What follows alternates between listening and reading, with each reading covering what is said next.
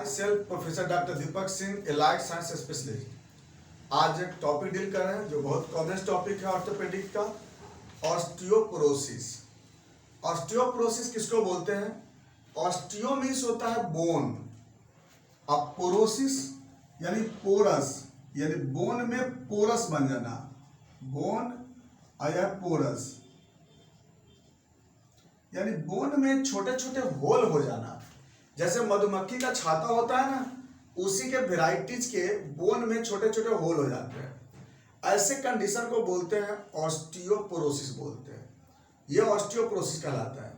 इसको जानने से पहले एक चीज समझना होगा हमको कि जैसे बोन, ये जो बोन होता है ना, थोड़ा वाइट कलर बोन को समझने के लिए, ये बोन, इस बोन में जो बाहर की तरफ जो बोन का सरफेस होता है इसको बोलते हैं पेरियोस्टियम, और अंदर में तो बोन मैरो होते हैं। इस बोन में यहां पर होता है दो तरह के सेल, एक होता है ऑस्टियोब्लास्ट सेल और एक होता है osteoclast cell. Osteoblast and osteoclast, और थोड़ा सा इसको हम बाहर कर दे रहे हैं। ऑस्टियोब्लास्ट और ऑस्टियोक्लास्ट। ऑस्टियोब्लास्ट का काम क्या है? ऑस्टियोब्लास्ट सेल का काम है बोन मैट्रिक्स को बनाना, और ऑस्टियोक्लास्ट का काम है मैट्रिक्स को तोड़ देना। याद रखें बड़ी गौर से, यहाँ पर मैट्रिक्स किसको बोलते हैं? ये जो ऑस्टियोब्लास्ट सेल जो बोलते हैं, यह एक प्रकार का प्रोटीन बनाता है, ओसिन प्रोटीन।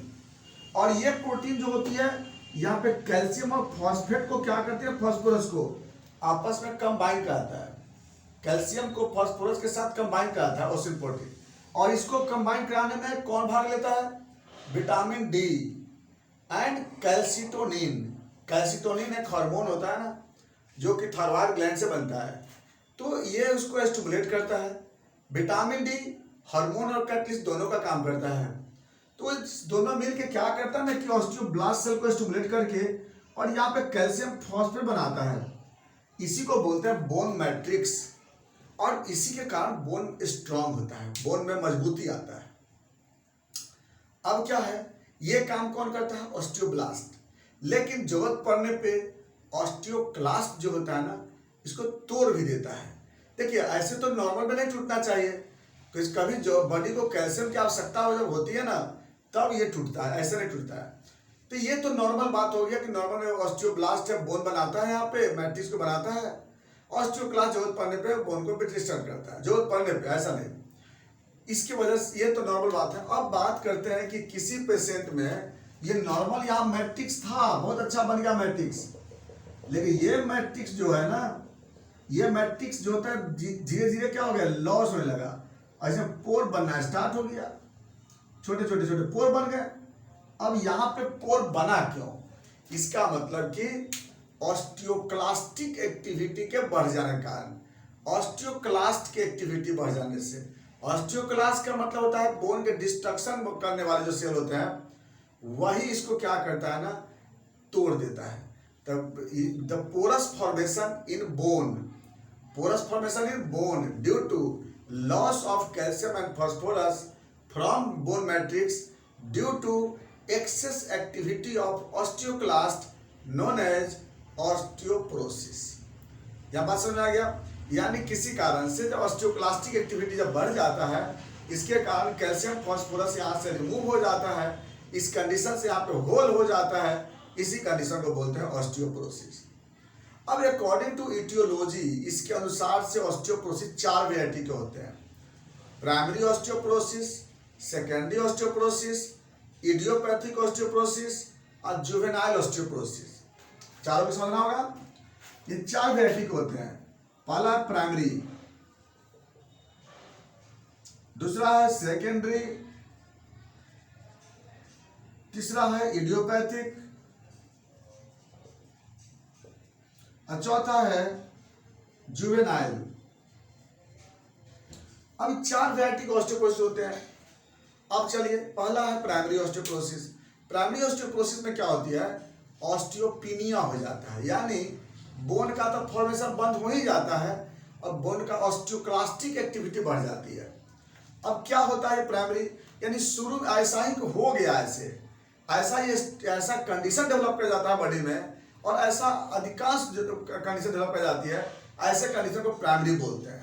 यानी जब ऑस्टियोपेनिक कंडीशन जब स्टार्ट होती है ऑस्टियोपोरोसिस, ऑस्टियोपेनिक कंडीशन से, तो उसको बोलते हैं प्राइमरी ऑस्टियोपोरोसिस। जैसे इसमें दो तरह का मिलता है, एक होता है सेनाइल ऑस्टियोपोरोसिस।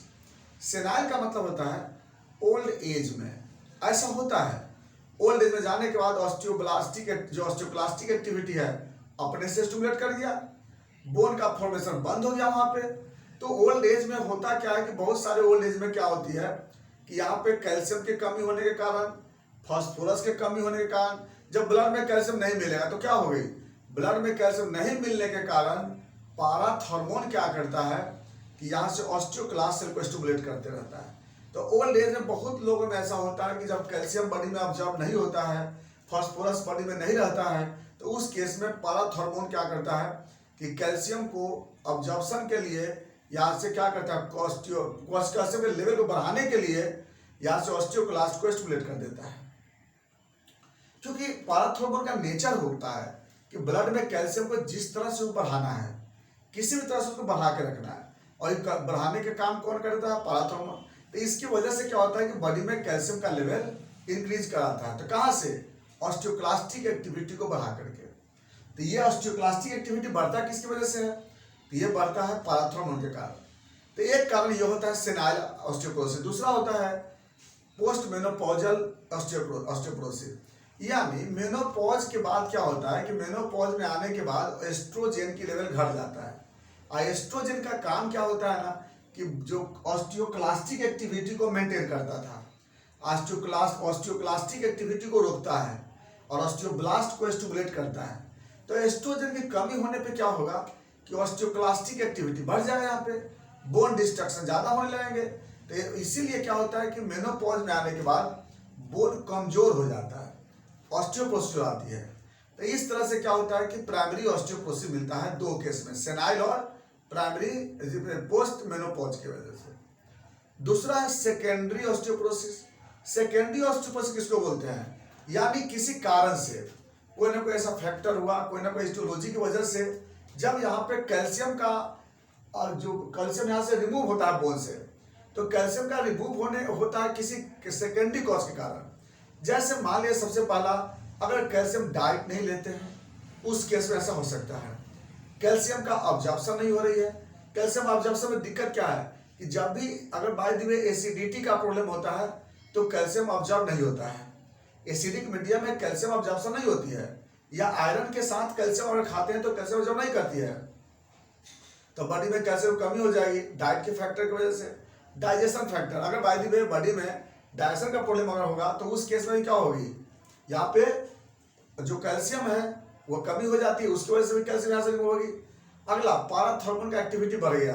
पाराथॉर्मोन का एक्टिविटी बढ़ने का क्या होता है कि यहाँ से जो कैल्शियम होता है उसको रिमूव कर देता है। नेक्स्ट, कैल्सिटोनिन की कमी हो जाना। कैल्सिटोनिन का काम क्या होता है, कैल्सिटोनिन का कि इसके अंदर कैल्शियम को ऑब्जॉर्ब कराता है, तो अब कैल्शियम कमी होने से ऐसा हो सकता है। Next, vitamin D deficiency.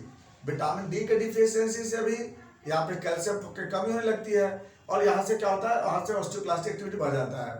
Next, liver disease and kidney disease, क्योंकि विटामिन डी का एक्टिवेशन इसी लीवर और किडनी की वजह से होती है। तो ये जितने भी देख रहे हैं इसके कारण क्या होता है कि ऑस्टियोक्लास्टिक एक्टिविटी बढ़ता है। कभी कभी क्या होता है कि इंक्रीज डिमांड के कारण, डिमांड ज़्यादा बढ़ जाता है सब बॉडी में, जैसे अगर बार बार प्रेगनेंसी होने के कारण, रिपीटेड प्रेगनेंसी के होने के कारण, तो इसके कारण क्या होता है, इसी वजह से भी ऑस्टियोपोरोसिस होता है। तो इसको बोलते हैं सेकेंडरी ऑस्टियोपोरोसिस। तीसरे नंबर पे आता है इडियोपैथिक। पता नहीं चला कि कैसे हो गया, माल न्यूट्रिशन थी, माल ऑब्जर्प्शन था, माल डाइजेशन था, या कुछ ऐसा था, या जेनेटिक कंडीशन था, ये समझ में आया नहीं कि कैसे हो गया, इसको बोलते हैं इडियोपैथी, जिसका आपको कॉज पता नहीं चलता है, अपने आप यहाँ से कैल्शियम क्या हो रही है, लॉस होते जा रही है, तो इसको बोलते हैं इडियोपैथिक ऑस्टियोपोरोसिस। एक होता है जुवेनाइल ऑस्टियोपोरोसिस, ये बचपन में मिलता है, किसी भी एज में मिल सकता है, लेकिन बचपन से ही ऑस्टियोपोरोसिस होती है। ऐसा केस कब हो सकता है, या तो कोई ना कोई जेनेटिक कॉज के कारण, या फिर अबनॉर्मल ऑस्टियोक्लास्टिक एक्टिविटी बढ़ जाता है। इसके कारण बचपन से ही क्या होता है कि ऑस्टियोपोरोसिस मिलता है। अब चलिए ऑस्टियोपोरोसिस अब मिलता है तो ये क्या सिम्टम क्या मिलता है। ऑस्टियोपोरोसिस अधिकांशतः वर्टिब्रा में होता है, याद रखेंगे, या फिर फीमर नेक है, फीमर बोन है, लॉन्ग बोन्स है, रिब्स है। रिब्स में भी ऑस्टियोपोरोसिस बहुत ज़्यादा होता है। तो वर्टिब्रा, रिब्स, ये सब बड़ा कॉमन साइट होती है ऑस्टियोपोरोसिस का। अब क्या होता है सिम्टम में कि वहाँ पे बोन पेन होता है, वीकनेस होती है, बॉडी का हाइट छोटा हो जाता है या एक्सट्रीमिटीज की हाइट छोटे हो जाएंगे, ये मेन सिम्टम इसमें मिलता है। पोस्चर में अबनॉर्मलिटी होने लगती है, पोस्चर होने में दिक्कत हो सकती है। बात चलते हैं इसका सबसे बड़ा कॉम्प्लिकेशन। ऑस्टियोपोरोसिस की वजह से बोन के फ्रैक्चर होने का टेंडेंसी ज़्यादा होता है। बोन फ्रैक्चर जल्दी होती है, बोन में कंप्रेशन हो जाती है। सबसे ज़्यादा वर्टिब्रल बोन आपस में एक दूसरे के साथ क्या होता है, कंपैक्ट हो जाते हैं, कंडेंस कर जाता है। अगर बाय द वे अगर स्पाइनल कॉर्ड अगर कंप्रेस हुआ तो स्पाइनल कॉर्ड इंजरी भी हो सकती है, नर्व इंजरी भी साथ साथ हो सकती है। लेकिन सबसे बड़ा इसमें बोन फ्रैक्चर ज़्यादा होता है। इस बात को याद रखें कि बोन फ्रैक्चर सबसे ज़्यादा होती है इसमें। अगर बॉडी में ब्लड में कैल्शियम का लेवल अगर ज़्यादा बाय द वे ज़्यादा बढ़ जा रही है, यहाँ पे थ्रोम्बस वगैरह भी होने के चांस हो सकता है। लेकिन ऐसा तो बहुत कम होता है कि ब्लड में कैल्शियम, क्योंकि बोन के कैल्शियम को ब्लड में ले आता है, बोन के कैल्शियम को ब्लड में ले जाता है। ये इसमें बहुत बड़ा गड़बड़ी होती है। नेक्स्ट आते हैं इसका इन्वेस्टिगेशन। हम लोग क्या जांच कर सकते हैं इसमें। तो सबसे पहला इसमें इन्वेस्टिगेशन है एक्सरे। एक्सरे करने पे क्या मिलेगी कि ट्रांसलूसेंसी हो जाती है बोन में। देखेंगे क्या कि इसमें जो जहाँ पे ट्रांस ओपेक होना चाहिए एक प्लेट पर, जब प्लेट हम देखते हैं ना एक्सरे प्लेट, तो एक्सरे प्लेट पे क्या होती है कि एक्सरे प्लेट पर जो देखिएगा आप बोन के बारे में, तो यहाँ पे बोन का डेंसिटी क्या होती है ना, बहुत वाइट होती है नॉर्मल में। लेकिन ऑस्टियोपोरोसिस में क्या मिलेगा, यहाँ की डेंसिटी कम मिलेगी, छोटे छोटे छोटे छोटे होल मिल, जैसे ब्लैकी शैडो मिलती है। एक कंडीशन तो यह मिलता है। दूसरा जांच करते हैं BMD, यानी कि bone mineral density. Bone mineral density के लिए क्या करते हैं, वो भी रेडियोलॉजिस्ट ही करते हैं। एक्सरे के द्वारा क्या करते हैं, कंपेरिजन कर करके बोन मिनरल डेंसिटी को जांच करते हैं। यह देखते हैं कि बोन में कितना मिनरल है, कितना कैल्शियम वहाँ पे अब्जॉर्ब हो रहा है, कितना स्टोर है। तो ये हम लोग बोन मिनरल डेंसिटी से जांच करते हैं। इसका जो हम लोग जो आपको रिजल्ट मिलता है यह 0 से कम मिलता है। अगर बाय द वे 0 से लेके -1 मिलता है, इसका मतलब माइल्ड, यहाँ पे क्या है ना ऑस्टियोपोरोसिस है। -1 से -1.5 मिलता है, मॉडरेट है। या -2 से अगर ज़्यादा मिलता है तो उसको बोलते हैं severe BMD। Bone mineral density जो होती है वो ज़्यादा वहाँ पे लॉस हो गई है। तो इसकी ये होता है, ये BMD से जो होता है ना पता कर लेते हैं ऑस्टियोपोरोसिस के बारे में। ये बहुत इंपॉर्टेंट है। इसके बाद क्या करते हैं हम लोग, वहाँ पर हम लोग फिर CT स्कैन या MRI फिर लेते हैं। इसमें भी क्या मिलती है आपको, बोन का जो डेंसिटी है वहाँ पे कंसिस्टेंसी आपको इससे ही पता कर सकते हैं। लेकिन बोन मिनरल डेंसिटी टेस्ट जो होता है सबसे अच्छा होती है। इसका नेक्स्ट जो हम लोग जाँच करते हैं इसके सीरम कैल्शियम। सीरम कैल्शियम क्या होगा, उसमें डिक्रीज भी रहता है ज़्यादातर केस में। कुछ केस में नॉर्मल भी मिल सकता है, लेकिन ज़्यादातर केस में डिक्रीज रहता है। उसका अगला विटामिन D का जांच करेंगे, डिक्रीज मिलेगा। फास्फोरस का जांच करेंगे, ये भी डिक्रीज मिलेगी। इसके बाद हम नेक्स्ट जो हम लोग बात आते हैं हम लोग मैनेजमेंट पे। ऑस्टियोपोरोसिस के मरीज को क्या कर सकते हैं। सबसे पहला कि पेशेंट को हम लोग हाई प्रेशर वर्क से रोकते हैं। ज़्यादा बोलते हैं कि ज़्यादा दौड़ने नहीं है, ज़्यादा अबनॉर्मल पोस्चर वर्क नहीं करना है, या किसी तरह का हैवी प्रेशर का वर्क मना कर देंगे। हैवी वेट लिफ्टिंग ये सब से अवॉइड करेंगे, यानी कि अवॉइड करना होगा, नहीं तो क्या हो जाएगी, फ्रैक्चर हो जाएगी। अब फ्रैक्चर होगी तो फिर क्या हो जाएगी, वही फैट एम्बोलिज्म होने की चांसेस होती है इसमें। इसीलिए हम लोग पेशेंट को क्या करते हैं, बेड रेस्ट ज़्यादा देते हैं और प्रेशर वर्क से बचाते हैं, हैवी वर्क से बचाते हैं। ये सब के लिए अवॉइड की जाती है। उसके बाद जब भी हम बोलते हैं कि अगर कहीं चलते हैं तो सपोर्ट के लिए, सपोर्ट लेकर चलने के लिए, सीढ़ी पे चढ़ेंगे तो सपोर्ट लेकर के, अगर बैठ के उठना है तो सपोर्ट लेकर के, यानी सपोर्टिंग लेना बहुत जरूरी है।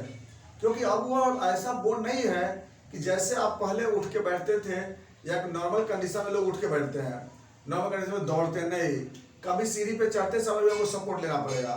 और नहीं सपोर्ट लेंगे तो उस केस में क्या हो जाएगी, जल्दी फ्रैक्चर कर जाएगा, बोन कंप्रेस कर जाएगा उसमें। तो ये हमें मैनेजमेंट बहुत जरूरी होती है इसमें। नेक्स्ट आते हैं अगला मैनेजमेंट, कैल्शियम डाइट देते हैं। कैल्शियम सप्लीमेंट यूज करते हैं, फास्फोरस डाइट देते हैं, फास्फोरस सप्लीमेंट देते हैं, विटामिन डी यूज करते हैं। पेशेंट को बोलते हैं कि धूप में कम से कम जो 9 से 11 बजे का जो धूप होता है उसमें 1 घंटा कम से कम बैठने के लिए बोलते हैं, एक्सपोजर कराने के लिए। तो ये सब जो होता है इसके ऑस्टियोपोरोसिस के लिए तो हम लोग मैनेजमेंट करते हैं। मेडिसिन में हम लोग सबसे बेस्ट मेडिसिन इसके लिए होम्योपैथिक में कैलकेडिया फॉस करके आता है दवा, ये हम लोग जरूर चलाते हैं। कैलकेडिया फॉस से मैग्नीशियम फॉस, कैलकेडिया फॉस, ये दवा बहुत बेस्ट होती है। और बाकी तो सप्लीमेंट के रूप में हम लोग बहुत सारे देते हैं, या हम लोग एक पेंटाफॉस करके भी दवा आती है वो भी हम दे सकते हैं इसमें। और बाकी कॉज के अनुसार से जो कॉज होती है उसके अनुसार दवा दे सकते हैं। तो ये था आपका ऑस्टियोपोरोसिस। अगर इसमें किसी तरह का क्वेश्चन हो आप जरूर क्वेश्चन पूछिएगा, बाकी बातें चलेंगे नेक्स्ट वीडियो में। Thanks for watching.